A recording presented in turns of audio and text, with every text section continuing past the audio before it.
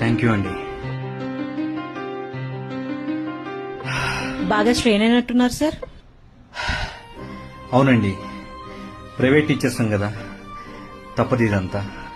బయట ఏమో 40-45 degrees Celsius ఎండ వస్తుంది. కాంపిటీషన్ ఏమో హెవీగా ఉంది.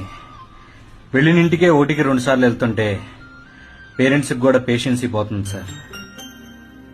మేనేజ్మెంట్ దగ్గర నుంచి ఏమో ప్రెజర్స్, టార్గెట్లు కంప్లీట్ అవ్వాలని.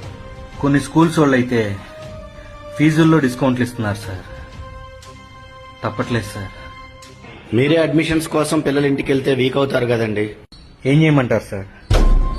టెట్ క్వాలిఫైడ్, బీఈడీ కంప్లీటెడ్, అందరికీ గవర్నమెంట్ జాబులు రావడం కష్టం కదా సార్.